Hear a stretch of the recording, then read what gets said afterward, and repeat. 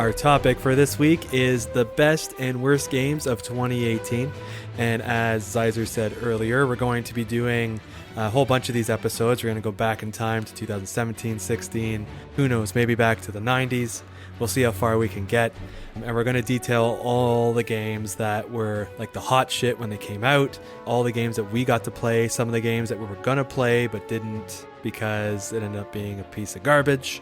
So we'll probably just go chronologically through each year and just list off the ones that we want to talk about. And the first one is a much looked forward to game by many people that love this series, Monster Hunter World. So I remember pre-ordering this, and I've never been a huge Monster Hunter fan. I played them in the past, and they're very grindy. And I figured, okay, this looks beautiful. Let's give this one a go. Let's see if I can get back into it. I'm going to give it a really good effort. And I basically lasted a week and a half before I was like, fuck this. This is too much grind. It's just so super repetitive, really hard. The people you play with are idiots. I just didn't enjoy it. I didn't enjoy the game loop at all.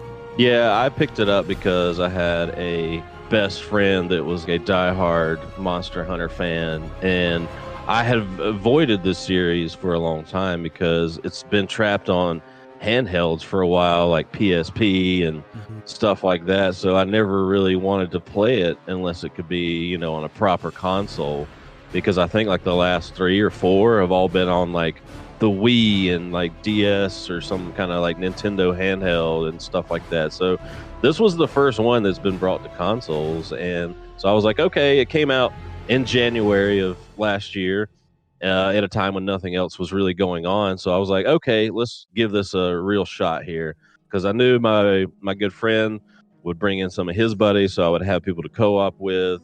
So I got it on the PS4, and like you, yeah, I lasted about couple weeks. I appreciate what this game is doing. I'm just not really a fan of a lot of the sort of Japanese developed games these days. I've shifted my love and passion from sort of Japanese games, like when I used to be in love with Capcom and Konami and Square and stuff like that, and games that they make over there, just their design choices and stuff like that just don't really jive with me anymore. So Monster Hunter's cool, I appreciate it, but it wasn't really doing much for me. And so, yeah, I kind of bailed on it a couple weeks in. So overall, just it's a good game. And oddly enough, it sold really well for Capcom, which it should have seemed like a no-brainer that you would have brought this to consoles a long time ago, because it turns out it's actually the highest selling Capcom game of all time, even more than Street Fighter and other stuff. So Monster Hunter World was a good decision for them, and we're probably going to see more of these. But yeah, it's just not really a game for me. So for the people listening that don't know what Monster Hunter is, basically it's just a game where it's kind of like an RPG where you go into like an environment and there's dinosaurs and birds and like raptors and like all these crazy monsters and stuff, and you hunt them down, you skin them, and you use their like flesh and bones and stuff to build armor, weapons, whatever. And there's different character builds with different weapons. So you can have like two-handed sword, or you can have a gun, or you can have a bow, or like you can dual wield. There's like all these different options. And on paper it sounds like a lot of fun, but it's a huge grind, because later on when you're killing like the bigger boss monsters, it takes a lot of coordinated effort to take this thing down. And it can be fun. By yourself it's not, but you need like a core group of people to tackle this thing and just kick the shit out of it. And some of these things take like an hour to take down of whacking it. And yeah, the gameplay mechanics are weird in the sense that like when you have a two-handed sword, it's not like you're just whacking the hell out of it with a two-handed sword. There's kind of like a lead time to when you're going to swing. So there's like animations that kind of get in the way to add like strategy. So you kind of have to start swinging before you know the monster's going to be there. Otherwise the monster could just kick you and you go rolling away. So it's almost like it has like a Dark Souls type of thing, like where it's difficult to land attacks and stuff. It's a little more realistic. I just didn't like the grind, and I didn't like the tediousness of it. That's all. Yeah, I mean, the game is super deep. Like, there's a lot of skill to it, and there's a lot of depth to it. I appreciate that. But yes, like you said, it's sort of like a Japanese sort of design philosophy of a lot of these action games, where it's all about committing to attacks and swings, especially with like melee stuff. I did find some of the combat and stuff fun. I mean, there's so many different weapons that you can use and master, and Yeah, it always felt good to like rodeo one of those big monsters and be on his back, like stabbing the shit out of it. That was always my favorite thing, is to try to jump off something and land on the back and just stab the fuck out of him. But yeah, I mean, great game. Like, I don't want to take anything away from it for sure. Like I said, it just didn't jive with me totally. It looks really nice. It's beautiful. Yeah. So final verdict on that? I mean, it's a go. I mean, it's free on Game Pass right now, so you can't really go wrong with that. But yeah, I mean, it depends. Play it and see what you think. And I don't know. For me, it's a no, but it's not because it's a bad game. It's just not for me. Yeah, I agree. It wasn't for me either. I gave it a shot, and I play grindy games all the time. It didn't really resonate with me at all. So I threw in the Shadow of the Colossus remake. I don't know if it's worth talking about. It's technically not a game that came out last year, but we did get the remake, so I didn't know if you wanted to mention that at all. I mean, it was a great remake. It's the same game, nothing really new, just updated for modern consoles. But you played this again too, right? Yeah, I played it again. It's like you said, same game, same mechanics, very clunky. It's early 2000s type of gameplay, very stiff. It's still a great game. I wish they made like a sequel to it, because it would look and play amazing, in my opinion. But it's still a solid game. I don't know how many years later, like 16, 17 years later. Yeah, this is like the second time I've rebought it. Like, I rebought the 3D version on the PS3, and yeah, it's a fun game to play every, 5 years or so. It still holds up. I think the controls could be a little bit better, even though they updated them slightly. That's really my only complaint. But a lot of the sort of Team Eco games are notorious for having these weird Japanese controls where you sort of, jump with triangle, or just weird stuff that doesn't really make sense, not sort of modern, conventional control schemes. But yeah, I mean, other than that, it's still a great game, worth picking up. Totally recommend. How about you? I'm sure you recommend it also. I definitely recommend it. It's one of my favorite games of all time. Just the atmosphere and the visuals, the idea of it is so cool. Yeah, I love it. So next we come to Metal Gear Survive, which, oh man, have you played this? Because it's on Game Pass. I want to try it out, but it just looks stupid. Yeah, I started it last night, and man, there's just so much going on here. Like, it takes a fucking hour or more just to get rolling, like, fully into this game, and they're still like dropping tutorials on you. There's a lot to it. So I mean, the game is this weird spin-off from the Metal Gear series. Now that Hideo Kojima is gone from Konami after that falling out, this was sort of Konami trying to cash in one last time on the Metal Gear name. So it's not made by the original creator, and this is a game that no one asked for. It's completely different from the normal Metal Gear games. I mean, it has a lot of the mechanics from 5 as far as just general movement and stealth and stuff like that. But it's basically this tower defense sort of action, survival, horror, scavenging for resources and building stuff. It just has all these little layered on mechanics. But the sort of premise for the story is that this is like takes place after the events of Ground Zeroes, and you create this custom character that was a part of some elite forces group that, like, off screen fired the killing blow on an enemy that was about to fire a rocket at Snake's chopper at the end of that sequence as he was escaping. And then a giant wormhole appears over the base, and your character was almost sucked through it, but it closed and chopped off his arm, which regrows because he's now infected with some organism from this alternate fucking universe or planet or wherever called Dite, where dead humans become zombie-like things called wanderers. So of course he's the prime candidate to be sent through to the other side. He wakes up in Dite. I don't know, you have your always in your ear companion a la Otacon named Good Luck. But yeah, I got through the first sequences of it, like, kind of in true Metal Gear fashion. It's a huge, like, opening sequence of just story preamble bullshit, and a lot of it's just like, I wish they would have just wrapped it up in a few minutes because it's not interesting.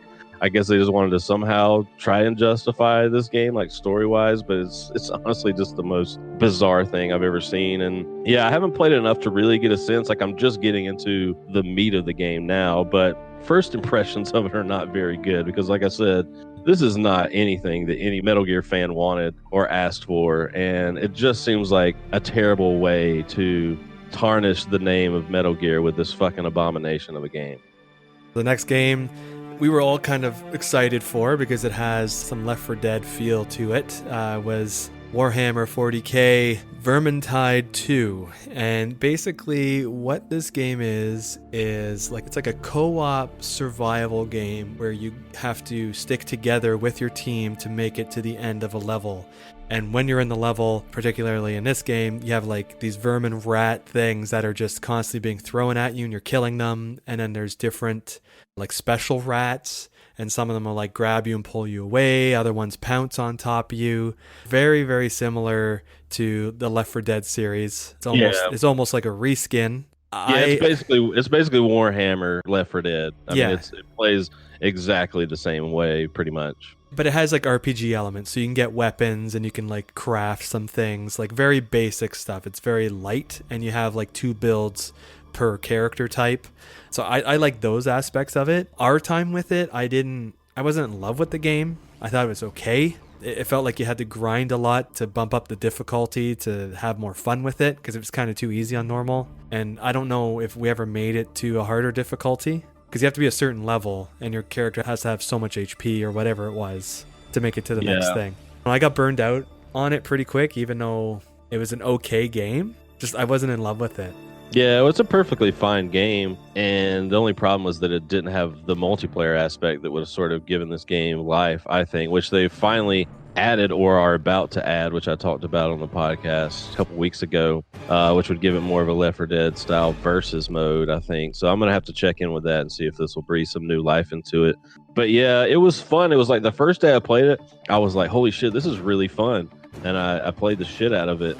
And I was like, yeah, this is a good like Left 4 Dead substitute in a way. But after a couple of days of just hacking up fucking thousands of goddamn rats, I was kind of over it. Like it just like kind of died very quickly for me. Like after, because it was me, you, and Rhodey that played this for like 3 days or something like that. And after that, I was just like, all right, I've hacked up enough of these fucking rats. I'm kind of done with this. But still have to give the game credit. It is a pretty good game. It's a pretty fun game. It's worth checking out. It is also on Game Pass right now. So I don't know what's your final verdict on this. Actually, I think they took it out of Game Pass, or it's about to leave. Okay. It hasn't been in for very long. I guess it was just kind of to snag people into buying it, because it probably wasn't doing well to begin with.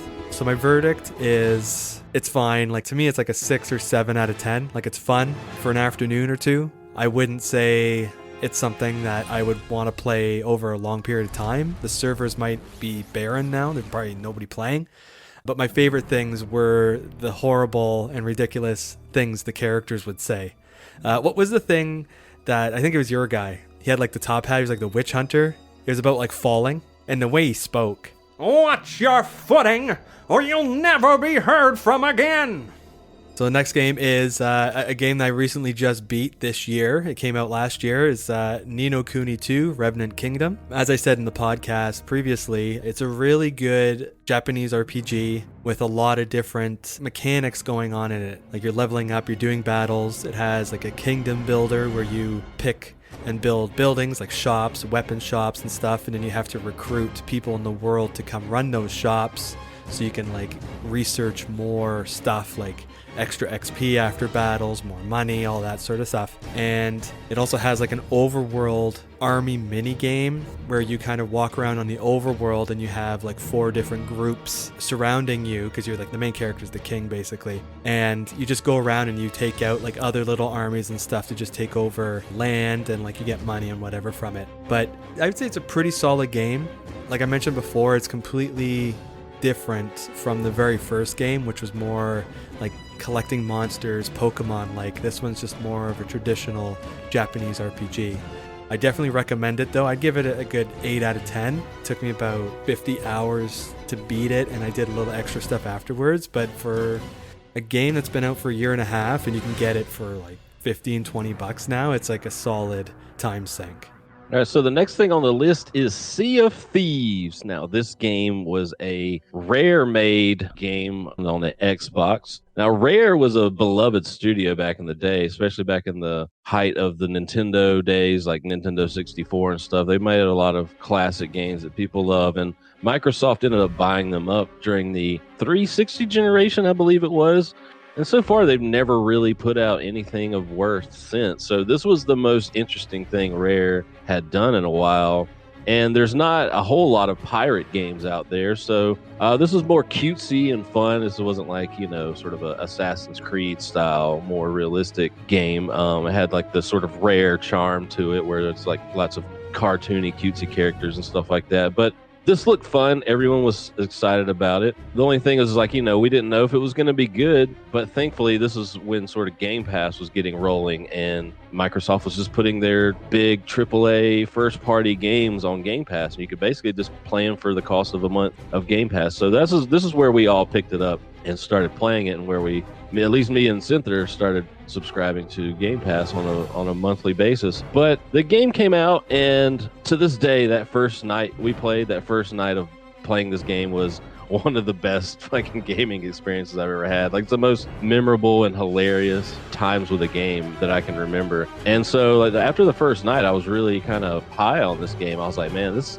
might be like a surprise hit. And then sort of the following couple days, it was like, there's not really a whole lot here. This is kind of bare bones, and there's no compelling quest lines or objectives. It's very straightforward. The funnest things about it really are just sort of sailing on the seas and everyone sort of working the different parts of the ship to change based on the changing wind, and someone's downstairs looking at the map, telling you which direction to go. And there's just a lot to that, and that part's kind of fun, especially when you get into these battles with other players and their ships. You're firing cannons at each other and trying to shoot at each other and jumping off and jumping on their ship and having sword fights and stuff like that. That part is kind of cool, but it's just not super deep. Nothing about the game is super deep. It just felt like this was a foundation for what should have been a great game. It's just like almost the shell of the skeleton of what could have been a really fun game. But I'm pretty sure you have most of the same thoughts as me.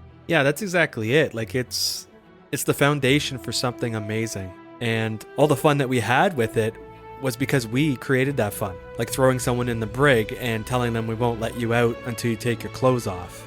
Like stuff like that. Like, we're screwing around with people, and then we scuttled the ship. So we basically sunk the ship while the person was in the brig, and then we busted out our instruments and played them like a dirge as it sunk to the bottom of the ocean. Like, that shit was hilarious. But like you said, it seemed like the idea was that you would sort of make your own fun with it in a way. Like, I think they wanted a lot of streamers to show off this game and make it look fun for everybody, because, streamers and their buddies getting around doing silly stuff, but that's all fine and good, but you need some other game stuff to do on top of that. Like, once you do all the silly little things, then you're like, I don't know, I guess we'll just sail around some more and fight some skeletons and get some treasure. But for what? There was never any really good sort of carrot on a stick with this game. Like, really no thing that you're sort of grinding for or shooting for, so there wasn't any reason to just keep playing it other than like hoping that you could find your own fun from it. And that came with playing with friends. And so, I don't know. I can't even imagine why you would play this game like by yourself and stuff like that. It's too hard by yourself. Yeah. You couldn't really do it. It'd be a pain. And it's mainly a PvP game. Like, the whole premise of the game is to like attack other people, steal their chests, because if they're doing little side quests, which are all basically fetch quests, if they have side quests and they complete them, they get like they get a treasure chest, and they got to bring it back to an outpost, and you can wait at the outpost and try and like steal it from them and all this other stuff. Like, that aspect's fine, but it takes you so long to get those chests sometimes that if somebody stole shit from you, you'd be pissed. You'd be mad about it because it takes effort. It's just, I don't know. But it also feels so fucking sweet when you just gank somebody's shit and you just ruin their night. Sure, and we did that a couple times. And I don't know, I feel like we saw all we needed to see. And we put quite a few hours. We even tried it again after it was updated a bunch, and it still lacked content. It was just fetch quests. That's it. So Sea of Thieves. I don't know. All the fun could be had in a day or two with this game, and then that's it. Move on. Yeah, it's a shame. The next game I was following for a very long time because I've been a Dynasty Warriors fan for 2 decades, basically. So Dynasty Warriors 9, it was breaking the mold of the 1 versus 1,000 type of beat-em-up game. And that's exactly what Dynasty Warriors is. You pick a hero, which is like Dynasty Warriors is like a Chinese story based on the Romance of Three Kingdoms stuff, and it's like a historical thing. and you pick one of those characters like Guan Yu or Lubu or somebody, and you basically go out and just murder the majority of China. And it's fun. I've always found it fun. All the characters are a little bit different, but the premise is just to keep button mashing and murder shit. And with the new Dynasty Warriors, they were breaking the mold a bit by going away from the level-based stuff where you're just dumped into a level, you got a bunch of objectives, you go in, you kill people, and then it's over.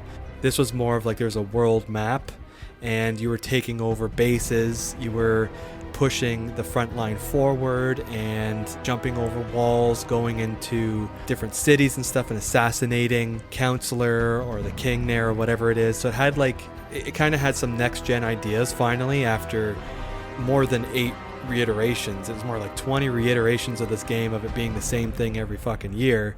They were kind of moving it forward with some new ideas, and it just didn't work. It was just a half-baked idea.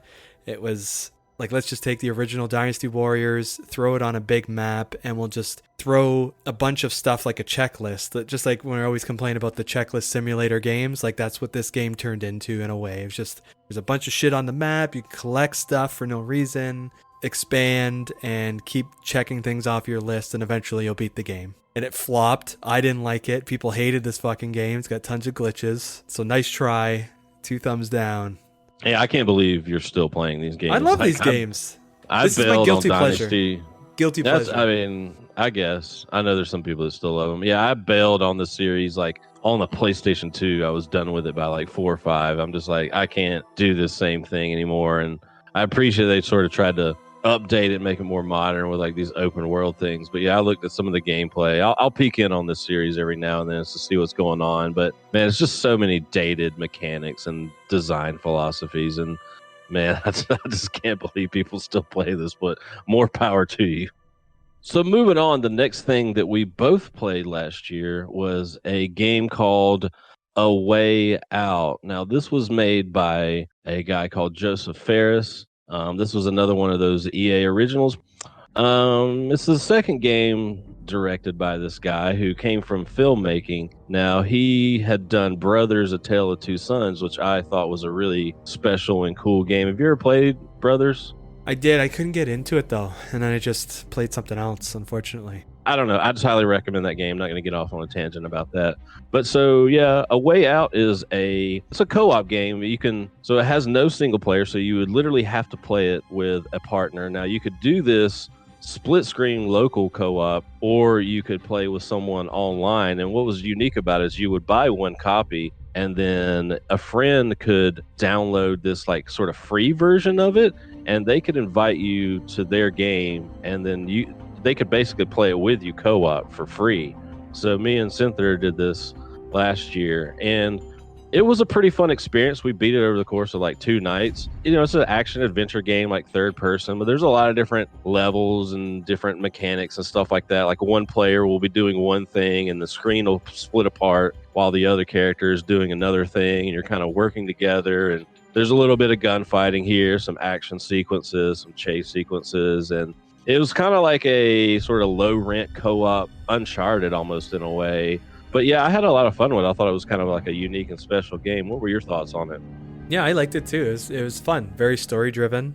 You got to know the characters really well. It's kind of like a movie in a way. You played it out. You got to do some fun stuff in it. I liked it. I thought it was really good.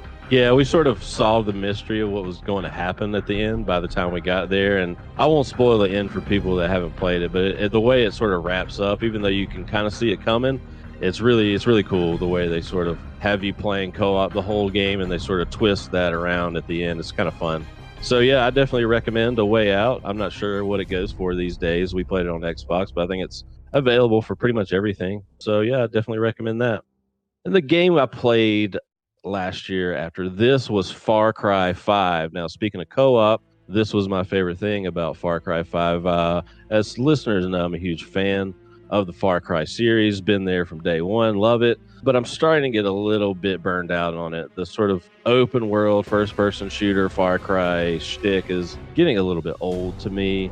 But the only thing that sort of pulled me through 5 last year was the actual co-op, where you could play the entire game co-op, and that was kind of a unique thing to a Far Cry game, because in the past they've had like co-op modes that were sort of separate from the single player. A lot of them weren't very good.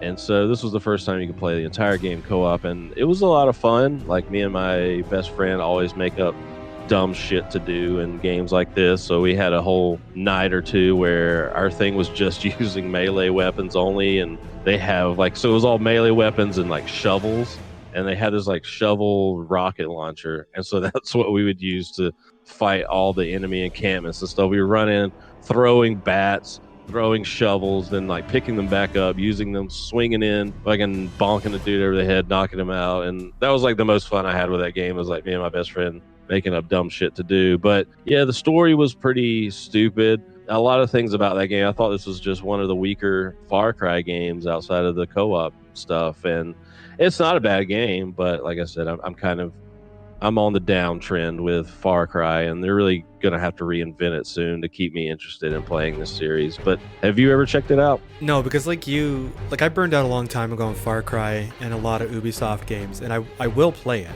It's just all the Far Cries since about 3 have been so similar, and there's been kind of like DLC side type of Far Cries that come out, and you're doing the same shit again. It's just, I'm not ready for it. It's just, this is my style of game. Like, I love this style of game, like open world, first person shooter stuff. But yeah, I'm just kind of burned out on Far Cry. So after this, we play what is one of my favorite games of last year. An incredible game, God of War for the PS4. Now, this was, Sony Santa Monica taking God of War and basically reinventing it, which is a thing that rarely happens in games. I don't know too many other examples of people sort of flipping a game's design and mechanics on its head and coming out the other end with something that was even better than the original games. And so I haven't beaten all the God of War games, but I've played them all. And so it's a series that I enjoyed for what it was. It was just Kratos being super mad, running through these very linear stages, and a lot of sort of action combo combat stuff, very brutal, ripping off people's heads and cutting people up. And it was really fun. I enjoyed the series for what it was, but man, who would have known that if you would have taken God of War and made it this really tight, almost over the shoulder, camera zoomed in, more third person action game where you have a son now and he's along for the ride, and they didn't ruin it with making it feel awful that you have this sort of character that you have to take care of and that tags along with you the whole game. It definitely wasn't a kind of like a babysitting game where you're going to have this kid with you all the time. He's constantly going to be getting stuck on things or going down in combat, but that's not the case. And you actually sort of have these little things you can do to control him and his actions in combat. But yeah, you never have to worry about your son.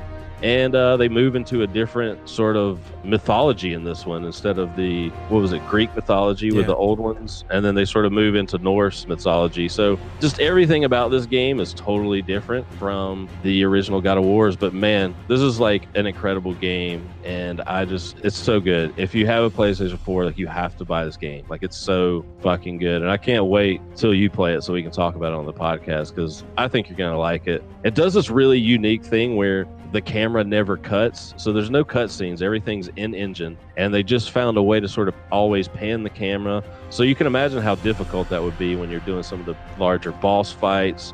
I mean, some of the stuff is just like this weird Dragon Ball Z, like superhero fight sequences, and the camera never cuts away. It always finds unique ways to follow the action, and it's just a very fucking unique game that's just incredible top to bottom. The voice acting, the direction, the story, it's got everything for me. The combat was great, felt awesome. I just love it so much. I actually just picked it up during the Prime days that happened the last 2 days. I got it for 18 Canadian. So it's coming in the mail. And once I'm done with the games I'm playing right now, I'm probably going to play that next. Awesome. So moving on from there, we've got State of Decay 2. Now, this was a game that's another first-party Microsoft game. It's a smaller game, not sort of their AAA output, but this was made by a smaller team. They made the first State of Decay probably, 4 or 5 years ago, something like that. And I played that on PC back in the day, and Microsoft sort of acquired them after this. But State of Decay 2 was supposed to be this big online co-op MMO style game. That was always their vision for it. And the first game sort of had a great foundation. You're like, I like these sort of survival mechanics. You have a base and other people like that are in your sort of outpost that you can switch to and play. So there's not really a main character per se.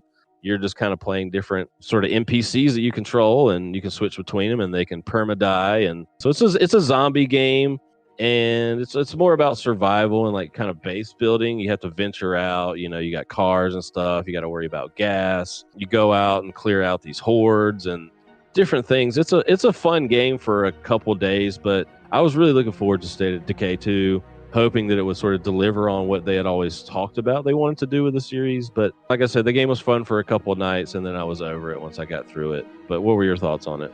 Yeah, I feel like it has a lot of potential. Again, it's another one of those games where it's a sandbox game like Sea of Thieves, and there's a good foundation for something much greater. Did we have fun with it? I believe we did. We had lots of laughs and did stuff, and technically we beat it.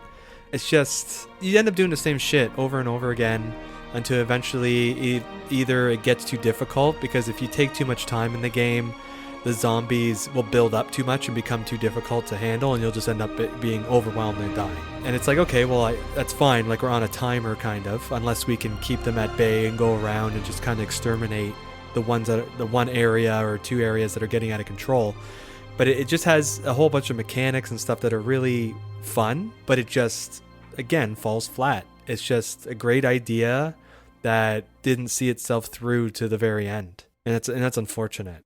Yeah, I mean, again, if you have Game Pass, it's on there. Like I said, I enjoyed the shit out. The first day I was playing it, I played it for I swear to God, 12 hours straight. Like, that's how much I was into it. But yeah, after a couple days, I'm like, all right, I've done all this repetitive shit over and over again. I've played this game before. I know what it is. But yeah, so I don't totally not recommend it. But I think it is one of the more interesting sort of zombie survival games. I think they just haven't made the one for me yet where it has all the elements I want in it. If you have friends and you're looking for something to play this game. It's worth a week's worth of gaming. Yeah, for sure. So the next thing I got last year was Detroit Become Human, which is an adventure game developed by Quantic Dream. And this was for the PlayStation 4. I don't know. Have you ever played any of the Quantic Dream games like Heavy Rain and what was it, Beyond Two Souls, or what was it called? Yeah, I think that was it. Yeah, I played Beyond Two Souls. I haven't played Heavy Rain. It actually comes with Detroit Become Human. Okay. So if I play Detroit, because it's actually free this past month, I think, on the PlayStation Plus. Yep. So it came with Heavy Rain or whatever. So I think I'm going to try Detroit out. It's like the same kind of game. Like, it's almost like a movie game where you're walking around doing stuff, but it's very cinematic and story driven. Yeah, so it's not very gameplay heavy. Like, it's a lot of sort of just moving characters through the environment, like picking up little things, making adventure dialogue game choices. Well, yeah, like a lot of adventure game stuff, sort of quick time events and things like that. I've always kind of enjoyed his games, even though I don't think he's the best writer per se.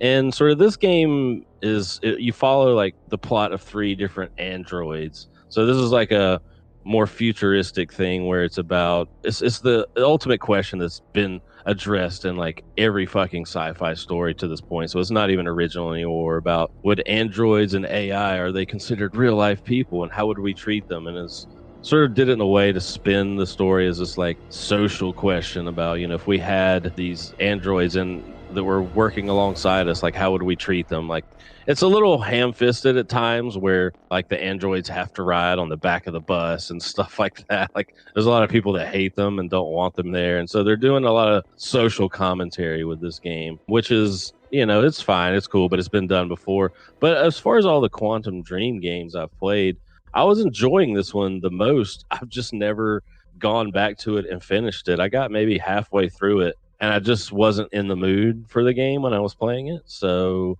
I'm probably going to go back to it hopefully sometimes here soon and wrap it up, because I usually try to play all the sort of Sony first-party games. But yeah, this game is pretty good. Like I said, I haven't finished it, so I can't give a final verdict on it, but I enjoyed it, and it's free on PlayStation Plus right now, so can't go wrong with that. Before we get to the next game, I just want to talk about the headphones that I'm using. Don't you hate it when you've spent an hour styling your hair only to have it flattened by headphones? Yeah, dude, I hate when I've got like a hot date lined up. I'm just trying to get a few matches in with the squad before I leave the house, and my stinking headset totally ruins my luxurious hairdo. Well, worry no more. Beats Electronics, best known for their premium Beats by Dre headphones, has joined forces with one of the world's most successful Twitch streamers, Dr. Disrespect, to bring you a best-in-class oral experience. And I bring you the Beats by Dr. Disrespect. This beautifully designed headset uses patented, never-before-thought-of behind-the-ear technology to avoid flattening that sick flow that makes all the gaming convention lizards drip with titty sweat. They sent me a prototype to try, which is what I'm wearing right now, and let me tell you, since I've been using them, all the directions I give to my party in Minecraft reach their ears at blazing speeds and in crystal fucking clear clarity. Hey Zyzer, have you seen these headphones before? No, I haven't seen them yet. Honestly, it doesn't matter if you've seen them because they need to be heard to be believed. Beats has developed the most revolutionary sound drivers in the industry to produce the deepest, most richest, most rumblest, most badass bass possible, all while tweeting out the highest of highs and middest of mids. The entire spectrum of sound tickles your eardrum in what I can only describe as the most sensual and seductive experience my brain has ever processed. In essence, these headphones make sweet, sweet love to your ear pussy like you're on a gaming honeymoon. So what other features does he think have? Yeah. I was getting to that. Other wicked sick features of Beats by Dr. Disrespect include the ability to call the police with a push of the button when an anonymous asshole sends you a death threat, easy switching between multiple audio channels to monitor what's happening in other rooms of the house in case you want to make sure your wife isn't cheating on you with a fan member. And of course, and this is my favorite feature, the headset also comes with a 12-megapixel camera that lets you film your excursions into public restrooms when duty calls and your Twitch viewers demand more content. And let's not forget the behind-the-ear design that preserves your expertly sculpted hair even Michelangelo would be jealous of.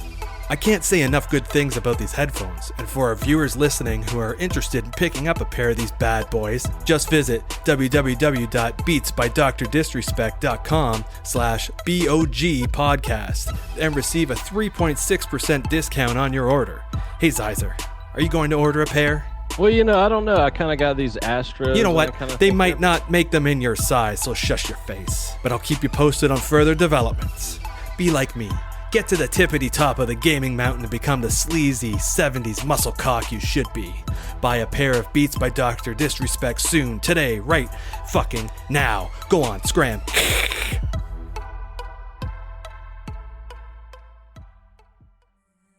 So the next game that I didn't play until this week, but you played it a while back. I think we talked about it briefly on the podcast.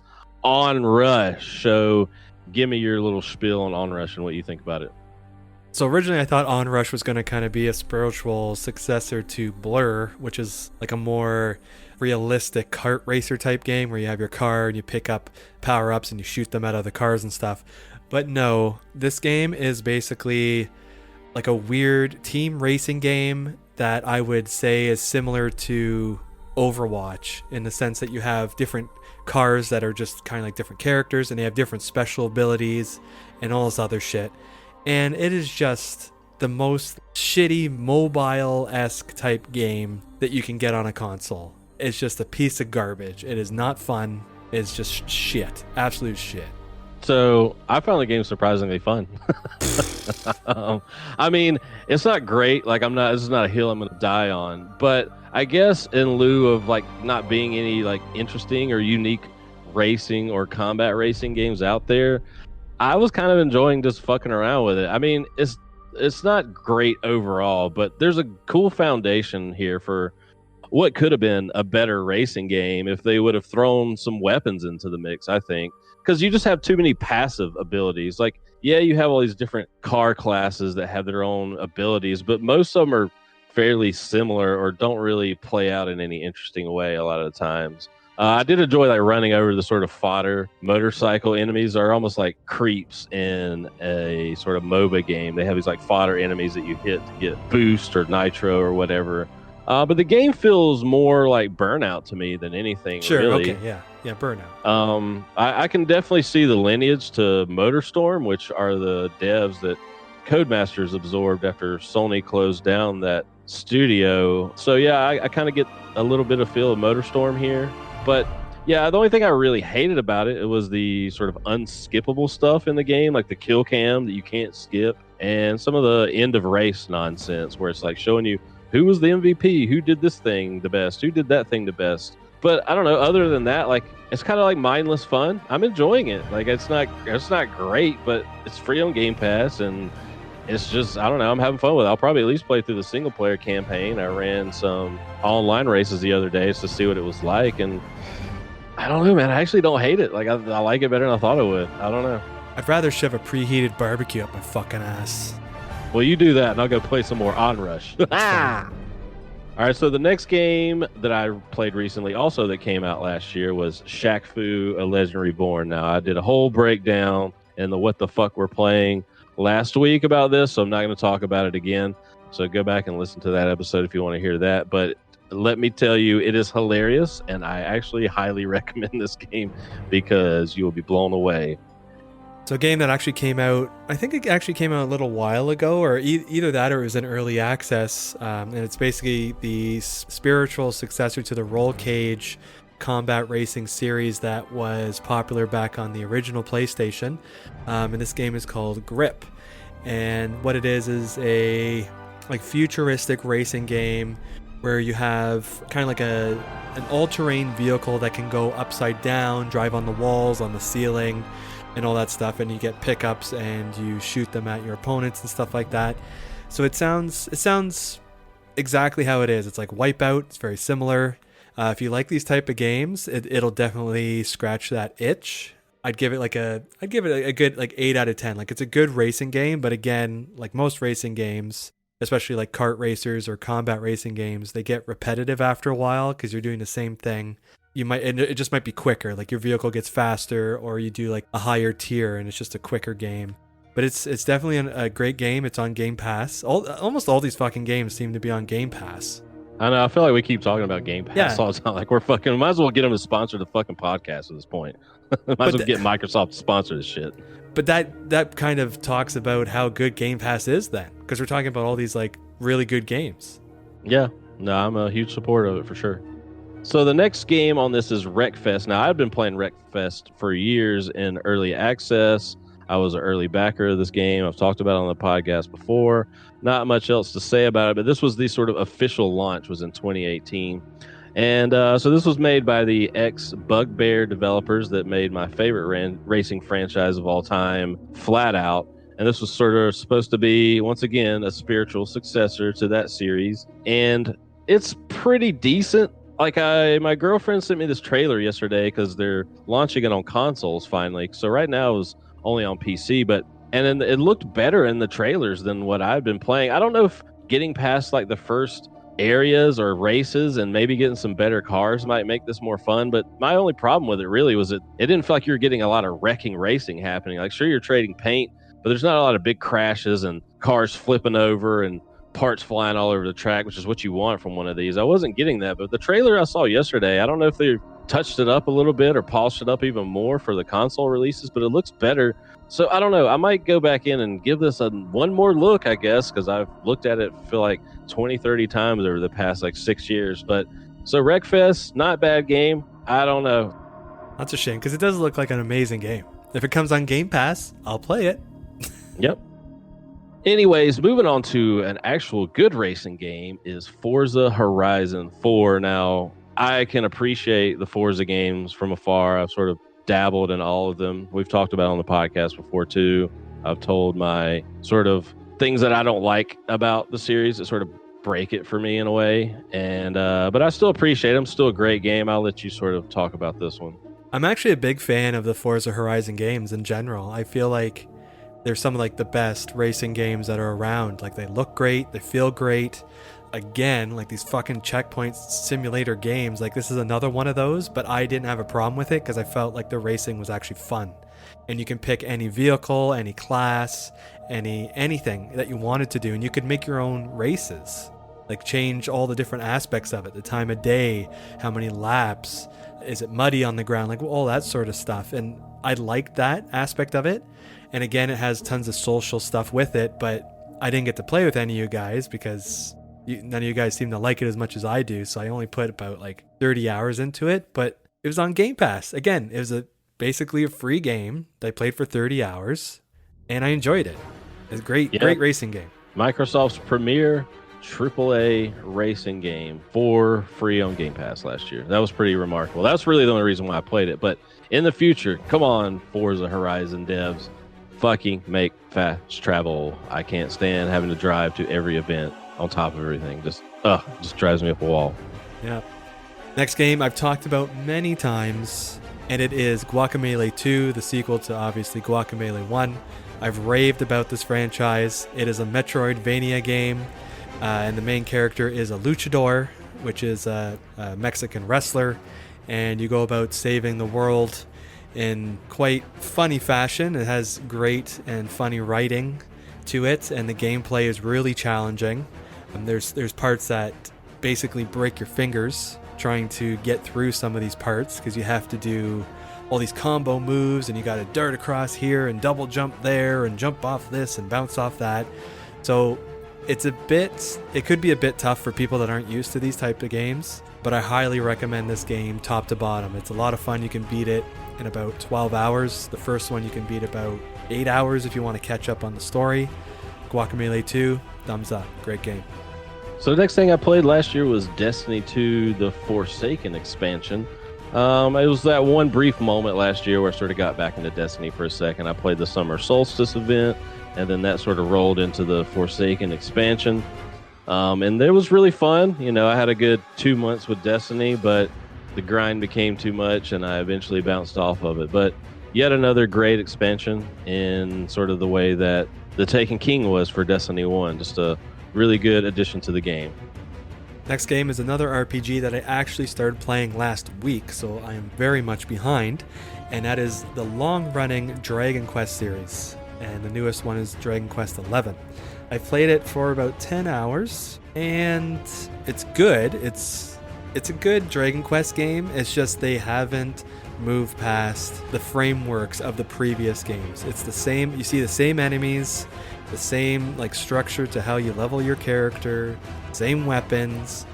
It's just because it's next gen, it looks pretty good. It doesn't look amazing, but it looks pretty damn good. Plays really well. I don't like the music in any Dragon Quest game. I've never liked the music, so I'm almost tempted to just turn it off. It's silly at times. The characters aren't always that likable, but still, it's like an RPG, and I love RPGs. So I'm going to see it through to the end. I'll have to give like a better review when I'm done it entirely, but my first impressions of this game are they need to change the formula a little bit. It just feels like it's the same thing. It would be like Final Fantasy just staying the same way it was when like 5 and 6 came out. Never mind Final Fantasy 7 kind of redefining that. If they just stayed at like 5 and 6, like the old school Super Nintendo Final Fantasies, and they just kept remaking it, making it look better, bringing it to the next generation, but they don't really change like the core mechanics of the game. So right now, I think if you're looking for an RPG, there's better ones to play, but it seems good enough for right now. It's a tough thing to sell right now when I haven't beaten it yet. So the next game we both played, you played more recently than I did, is Spiderman for the PS4. Woohoo. Now, we've talked about this on the podcast. This is one of the best games of last year, for sure. It's actually my favorite game of last year, I think. Even though I played it this year, I think this one wins out. Yeah, it's not a bad pick at all. It's definitely one of the best comic book games. I put this right behind the Arkham games. But we talked about this a couple times on the podcast. No real need to go back into it. If you have a PlayStation 4 and you're sort of, the Avengers kind of wrapped up with the movie, you want some more Marvel goodness, this is definitely what you should be playing. For sure. Like the storyline alone, I loved it right to the end. Like if they made that into a movie, it'd be awesome. But definitely recommended. Now, if you're looking for a local multiplayer couch co-op game where you want to have a lot of fun, you want to yell at your friends or loved ones, and you just want to like whittle an afternoon away, having a great time, you want to play Overcooked 2. Just like the first Overcooked game, number 2 is just as good, if not better. Some of the stages are really difficult, but definitely a fantastic multiplayer game. You can play this game by yourself, but it doesn't make sense to. It's just, you have to play with at least another person. It's better with 3 or 4. And for those of you who don't know what this game is, basically you take control of like a chef. You're in a kitchen and orders come up on top, like people are ordering from the restaurant, and you have to make those orders. So you look at the picture and it'll be a salad that has lettuce, mushrooms, tomatoes in it. And then the next one that comes up is a salad with like lettuce, chicken, and something else. And what happens is you have to run around the kitchen, get the ingredients, chop the ingredients, prep the ingredients to like cook them on the stove or put them in a boiling pot or whatever, and get them all assembled on a plate and then out as fast as possible to get a higher score. And eventually the levels get really difficult because you're not in like a regular kitchen at that point. The kitchen's like breaking apart and moving around. There's conveyor belts. Sections are blocked off so you can't get to ingredients. Somebody has to throw you the ingredients across the level and you got to catch it and chop it. And it's absolute chaos, but it's fucking hilarious. And it brings out the worst in people, but everybody just wants to beat the level, so you gotta forgive them. But everyone's swearing at each other, pushing each other off their chairs, like throwing controllers around. It's a great time. That's a great time. Yeah, sounds fun. You gotta play it. Yeah, I'm gonna play the first one on Game Pass or whatever here pretty soon. All right, so the next game I played, I'm a huge Tomb Raider fan, and they sort of wrapped up this modern Tomb Raider trilogy with Shadow of the Tomb Raider. I think overall this was, story-wise anyway, it was the weakest of the 3 games. Definitely a really uninteresting storyline, but, plays pretty much the same as the other ones as you would expect. But there's something about this game that just sort of had an old school Tomb Raider feel to it that I just couldn't quite place. I remember the sound effects were really amazing. The sound design overall was really good. Normally it doesn't stand out to me in a lot of games because a lot of games sound good, but there was something about this game that just sounded really good to me. But yeah, I was just getting these really weird PlayStation 1 Tomb Raider vibes from this in a way that I weren't with the last 2. And you could make the argument that this is maybe the best of the 3. I think I still like the first one the best. But I don't know, this game did something that the other 2 didn't, and I just can't quite put my finger on it. And so yeah, if you like the Tomb Raider games, you'll like this one. It's Shadow of the Tomb Raider. It's I think, is it still available on Game Pass? Yeah, it is. It's still there on Game Pass. Isn't that hilarious though? It's still, all these games are on Game Pass. Yeah, it's funny. So yeah, Game Pass, the thing that you buy if you want to play all the games in 2018 that weren't Sony first party exclusives. And so the next game I played actually this year, a little bit dicking around throughout the year, was Assassin's Creed Odyssey. Now we all know what Assassin's Creed is. There's no reason to go in depth on this. I've played 20 hours of it and I just bailed. Not because it's not good, but because it's just more Ubisoft. There's just so much shit shoved into this, and the fact that like you can't complete certain story beats in this and quests until you reach a certain level. So they almost want you to grind a little bit. And I'm the type that's usually doing a lot of everything anyway, so it was never really a problem for me. But yeah, it's got everything you want from an Assassin's Creed game. It's definitely the best Assassin's Creed game they've made, but I just played so much of Origins that I just can't. I'm just done right now. I don't know. I can't do any more Assassin's Creed right now. So it's a really fantastic game. Totally recommend it, but just can't stomach any more Ubisoft open world shit right now. Yeah, that's fair. I'll get around to playing it too because it just looks like a great game. But like you said, burnout on those games, man. Like it's just the same shit over and over and over again. So the next game is yet another RPG because it seems like that's all I fucking play. They fucking take hundreds of hours to beat. And this is actually my favorite RPG of last year, and that is Divinity Original Sin 2. If you played the first Original Sin, you're going to like the second one, but they changed how the combat actually works, and I would say I like the second's combat system better, but it is a lot more difficult. For those who are interested in this game and don't know what it is, basically I would tell you that it's like old school Baldur's Gate. Icewind Dale type of game mixed with like XCOM a little bit. So you have like a party, you have so many action points to move around, and you have spells, and there's environmental stuff that you can blow up and throw at people and catch them on fire or do whatever. So there's a lot of tactical stuff that you can do in this game, but the writing is really good. The story's fun to go through, lots of stuff to consider when you build your characters out. Just really amazing modern like RPG, like tactical RPG that they only used to really make back in the 90s, early 2000s. So if you're looking for something like Baldur's Gate, when Baldur's Gate 3 is coming soon, and in the meantime you can play the Original Sin series, Original Sin 2 being one of the best RPGs I've played. Yeah, I actually rented the first one a couple weeks ago. I haven't talked about it on here because me and my girlfriend only played it for like a handful of hours, but I got it because of the co-op, because it has like the co-op feature, and I thought that was like a really unique thing to have in an RPG. I don't know too many co-op RPGs that have ever been released, so I thought maybe we would sort of try this. I've been wanting to try it for a long time just because of the co-op. It seems like a perfect sort of girlfriend game because my girlfriend's into RPGs and stuff, and I don't know if she was really digging it, so we might try it again one more time, but I don't know. But it's pretty cool. It's pretty unique, so yeah. I'm glad you mentioned it because I forgot that there's the co-op. Like you can play co-op on the couch or you can play online, and definitely it is a very unique feature, and I wish I had someone to play with because it'd be a lot of fun to go through the game strategizing on how to like tackle things and do certain stuff. I don't know if you could play with your girlfriend, I think it'd be a great game to play because it really gets the mind going and you get invested and it's fun. It's almost like a board game. Yeah, she wasn't super drawn to it at first. I'm hoping to maybe give it another shot, but I wouldn't mind trying one of these with you at some point. I don't want to drop a ton of cash to buy one of these, but if I could get one on the cheap, I wouldn't mind trying the co-op with somebody like legit. Well, if it's cheap or if it comes on Game Pass, I'll definitely play Original Sin 2 with you. It just takes a lot of time. Like it's like a 60-hour game. Yeah, it would be a huge investment. Yeah, it would be a huge investment. But I would like to give it a shot. So last year we also saw the official release, Gwent, the Witcher card game. Now, as you guys know, I'm a huge Witcher fan. I enjoyed playing Gwent, which was the collectible card game inside of Witcher 3.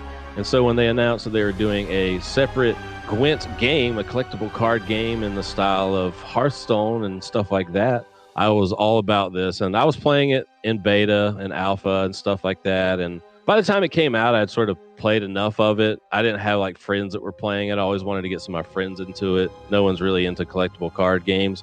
Super fun. I love it a lot. I don't know if I would say it's better than Hearthstone, but I like it better. I just like this style of game. And I played it for a while. I've been wanting to jump back into it because they just released some kind of new expansion or a big patch. But it's one of those, I love collectible card games, but I get so addicted to them. And it's always one of those things where I spend too much time playing it because it's easy to just do one more game, one more round. And I always want to like play it enough to where I get good at it, but I also don't want to play it all the time because I want to play other games. So I'm never like great at it. So eventually I just peter off of all these collectible card games because they're just like in this weird state where I'm oddly obsessed with them, but then I know it's like a weird addiction that I don't want to touch. So I haven't played it in a while, but Gwent is super fucking cool if you like that kind of thing. And then from there, we move into the biggest game of the year, Red Dead Redemption 2. Now, you said you like Spider-Man more than this? I did because Spider-Man was more digestible. I felt like with Red Dead 2 is amazing. There's no question about it. Amazing writing, characters, it looked beautiful, everything.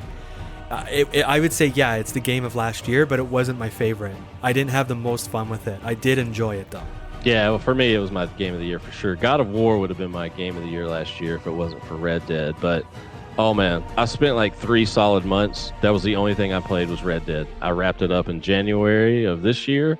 And between the online and player, the characters, like Arthur Morgan is one of my favorite video game protagonists of all time. Just an incredible experience. Like, no one does open world games like Rockstar does, and they just fucking delivered on the single player portion. Now the online portion, completely different story, has been an ongoing disaster and is very uninspired. We did have a lot of fun with it there for a while, like we always do our dumb shit in a Rockstar online joint. But yeah, overall, if you're picking up just 4, the single player, just an incredible game. Like one of my favorite games of all time. Top 5 all time for me. Yeah, you can't go wrong with this game. Like if you're gonna buy some games to play, like this is it. And it takes such a long time to play, and you're investing in it, and you just roam around for hours.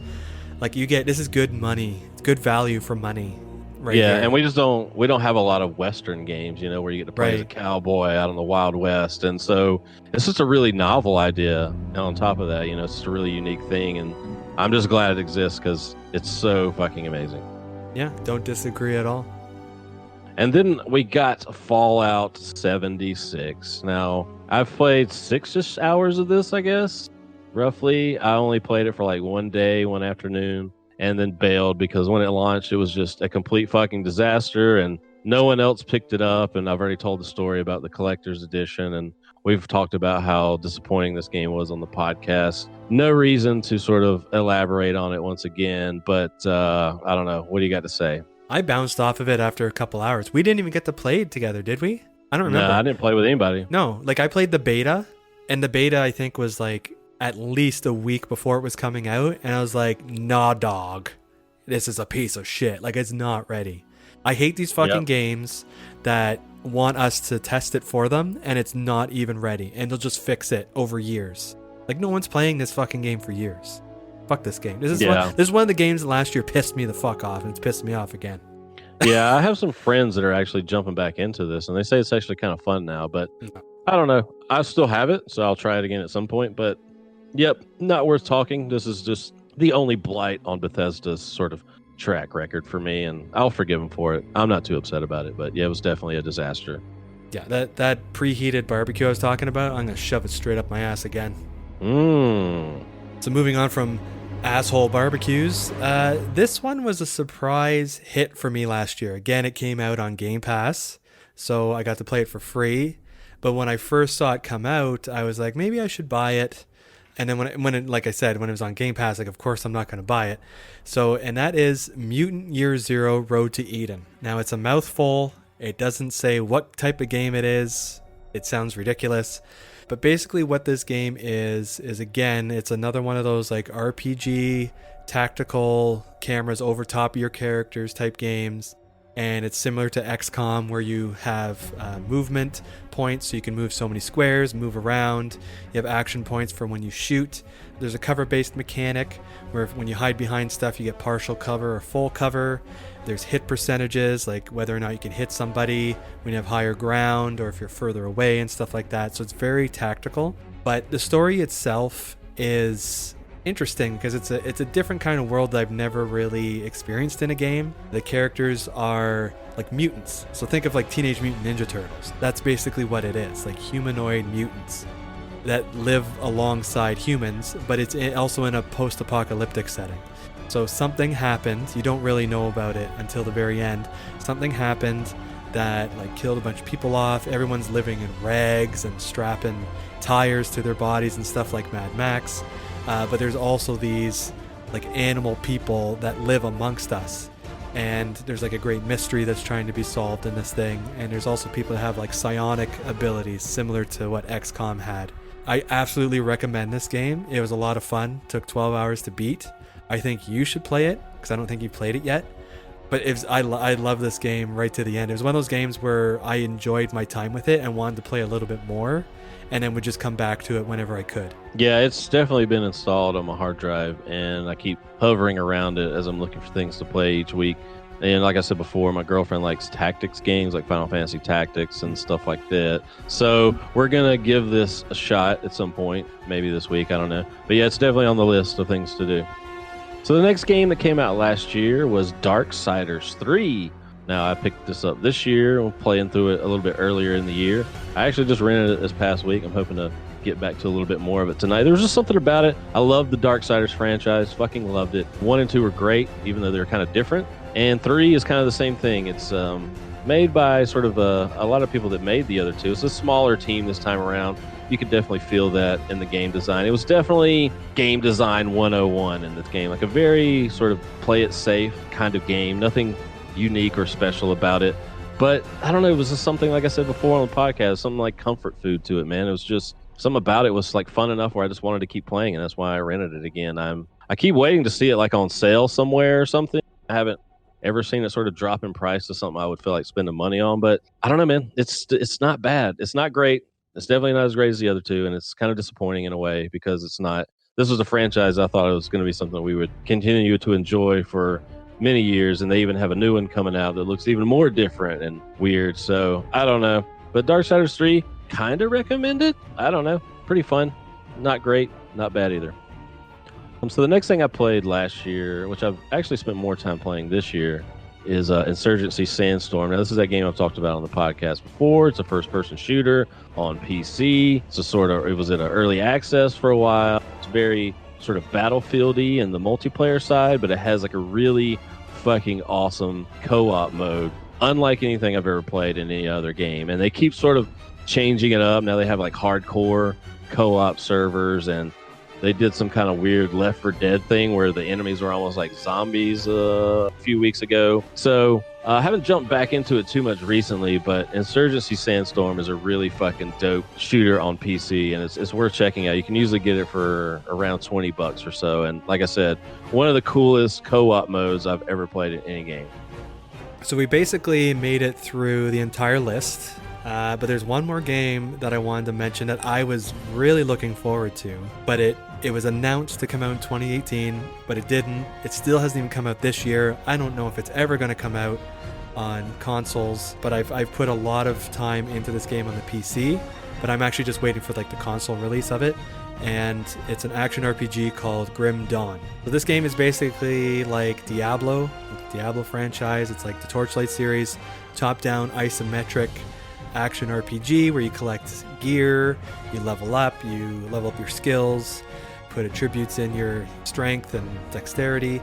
And I love these games. Like, action RPGs are one of my favorite genres, and the Grim Dawn game is like again post-apocalyptic. Like, it's just like kind of an overdone setting at this point, but it's very unique.